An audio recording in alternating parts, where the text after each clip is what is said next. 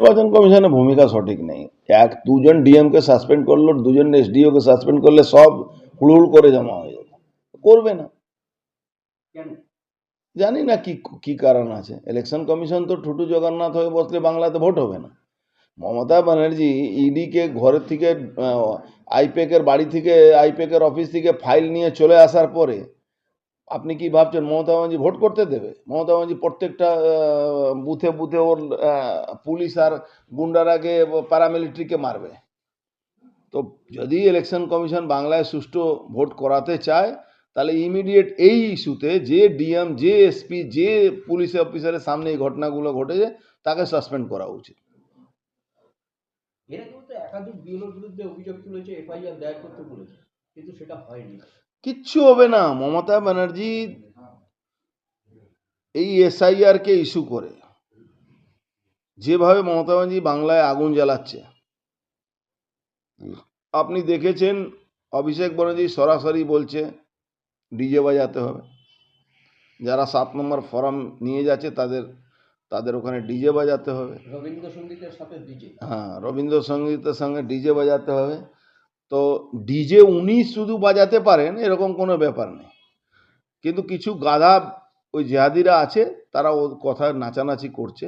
কিন্তু এই জেহাদিরা ক্ষমতা বিজেপি আসার পরে এই জেহাদিরা বাংলাদেশ পালাতে হবে, পাকিস্তানে চলে যেতে হবে, এটা এরা বুঝতে পারছে না। তখন এই ব্যানার্জি পরিবার এদেরকে ছেড়ে সোজা আমেরিকা পালিয়ে যাবে। কালকে বারাসাত থেকে অভিষেক বলেছেন যে তারা অর্ধেক কাজ করে দিয়েছেন, সুপ্রিম কোর্ট তাদেরকে। দেখুন, অভিষেক ব্যানার্জির অবস্থা এই আছে কি, আঙ্গুর যখন পাওয়া যায়নি তখন আঙ্গুর খাটে। তো অভিষেক ব্যানার্জি কালকে নিজের হাল দেখেছে। বারাসাতে মিটিং করে কত লোক ছিল ওর প্রোগ্রামে, সারা জায়গা থেকে জিহাদি মুসলমানদেরকে তুলে তুলে নিয়ে আসার পরেও লোক হয়নি। ও অ্যাকচুয়ালি সব ডিএম যেখানে থাকে তার আশেপাশে প্রোগ্রামগুলো করছে। সরকারি পয়সা সে র্যাম্প তৈরি হচ্ছে, সরকারি পয়সাতে ব্যবস্থা করা হচ্ছে, মানুষ যাচ্ছে না। ওই জেহাদি কিছু সংখ্যক আছে ওই উত্তর 24 পরগনা, দক্ষিণ 24 পরগনা, এইসব জায়গাতে হুগলি কিছু পাবেও জেহাদিরা। এখানে একটু আইএসএফ সেরকম বিশ্বাস অর্জন করতে পারিনি মুসলমানদের, কিন্তু হুমায়ুন কবির ওর কফিনে পেরেক ঠুকে দিয়েছে। আর ডিএমদেরকে চাপ রেখে টাকা তোলা, এই ভোটার লিস্টে গড়বড়ি করা, ভুলভাল কাজ করা, এইটা নিয়ে যে ও করছে। নানুরের তৃণমূল পার্টি অফিসের মধ্যে ঢুকিয়ে রিন্টু পালকে স্বয়ংসেবক সংঘের সদস্যকে যেভাবে হুমকি দিয়েছে, মুচলেখা দিয়েছে এবং ভিডিওতে বলাচ্ছে, সেই ভিডিও ভাইরাল হয়েছে। দেখুন, বিজেপি কর্মী আরএসএস কর্মী যারা আছেন তাদেরকে যতক্ষণ তৃণমূলের নেতা তৃণমূলের লোক সঙ্গে ঘৃণা না করবে, তৃণমূলের গুন্ডাদের সঙ্গে ঘৃণা না করবে, এই যারা পুলিশ নেকেডলি বিজেপির উপরে অত্যাচার করে তাদের উপরে ঘৃণা না করে, তাদের সঙ্গে ভালোবাসা রাখবো, তাদের পাড়ায় বিয়ে বাড়িতে যাব, আবার তাদের অনুষ্ঠান বাড়িতে যাব, আবার তাদের ব্লাড ডোনেশনে যাব, আবার তাহলে লড়াই হবে না, রাগ আনতে হবে। তৃণমূলের বিরুদ্ধে রাগ আনতে হবে, ঘৃণা আনতে হবে। যতক্ষণ আপনি রাগ আনবেন না মনের মধ্যে ততক্ষণ আপনি লড়তে পারবেন না। এটাই মানে সাইকোলজি আছে। ব্যারাকপুরে তো হিন্দু সংগঠনের বেশ কিছু নেতা তৃণমূলের প্রোগ্রামে দেখা যায়। সে কে কোথায় যায় আমি তাই নিয়ে ভাবছি না। আমি বলছি সবাইকে তৃণমূলের বিরুদ্ধে। এটা ভাবতে চলবে না কি তৃণমূলের গুন্ডা, তৃণমূলের নেতা যারা লুটপাট করছে সে হিন্দু হলে সে নাকি হিন্দু আছে, ওটা ভাবতে পারে না। সেরা হিন্দু নয়, তারা অলরেডি কলমা পড়ে নিয়েছে। যারা তৃণমূল করে তারা কলমা পড়ে নিয়েছে। ওরা কোনো গীতা পাঠ করে না, ওরা কোনো রামায়ণ বা ভগবান ঠাকুরকে মানে না, ওরা কলমা পড়ে নিয়েছে, ওরা নামাজ পড়ে। আপনি কি করে ভাবছেন কি ওরা আপনাকে রাষ্ট্রবাদী শক্তির পাশে দাঁড়াবে? ওরা রাষ্ট্রবাদী নয়।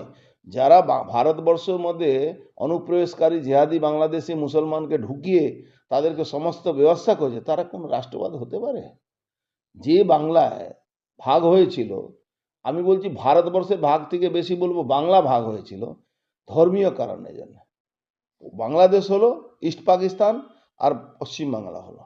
সেখানে যে মুসলমান রোজ হিন্দুদেরকে গলা কাটছে, বাড়ি পুড়ছে, পুড়িয়ে দিচ্ছে, মাদের উপরে বলাৎকার করছে, তারা আপনার কোনোদিন রাষ্ট্রবাদে ফিরে আসতে পারবে?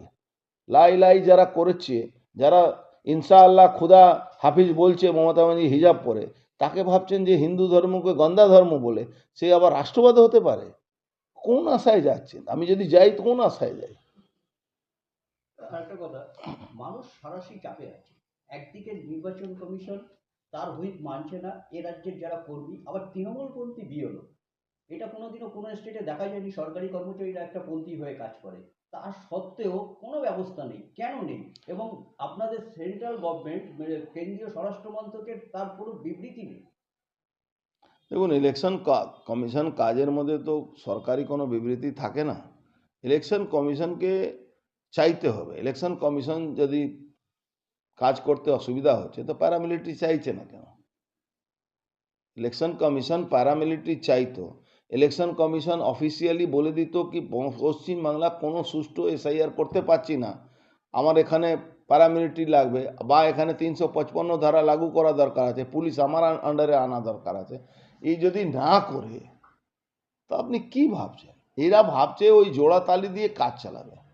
জোড়াতালি দিয়ে বাংলায় কাজ চালাতে পারবে না। বাংলা বাংলা ভারত থেকে বেরিয়ে গেছে প্রায়, এবং জোর করে ধরে পিটিয়ে নিতে হবে এদেরকে। এরা জিহাদি হয়ে গেছে, এরা বাংলাদেশি হয়ে গেছে, এরা ভারত বিরোধী হয়ে গেছে। ভারত, আচ্ছা বলুন তো, ভারতবর্ষে বর্ডারে যারা ভারত বিরোধী কাজ করছে, যারা পাকিস্তানে টেরোরিস্টরা আসছে বা পাকিস্তানে কোনো সৈনিক আসছে, তাকে বধ করা যাবে না? বধ করলেই তো দেশ বাঁচবে। সোলজাররা তো লড়াই করার জন্য সোলজারকে রাখা হয়েছে। আমার আপনার পরিবারের ছেলে সোলজার আছে, তাদের প্রাণ দিয়ে দেবেন? তাদের হাত বেঁধে রাখবেন, না মারবার অর্ডার দেবেন যে ভাই আমার দেশের দিকে চোখ কেউ উঁচু করবে তাকে তার চোখ কেড়ে নেওয়া হবে? বাংলার সেই জায়গায় পৌঁছে গেছে। বাংলা আর ভারতবর্ষে হাতে নেই। বাংলাকে গণতান্ত্রিক পদ্ধতিতে আপনি ভাববেন কি এই তৃণমূল চলে যা, এই বললে তৃণমূল যাবে না। তৃণমূলকে ঝেঁটা দিয়ে পিটিয়ে তাড়াতে হবে এখান থেকে, তাহলে তৃণমূল যাবে।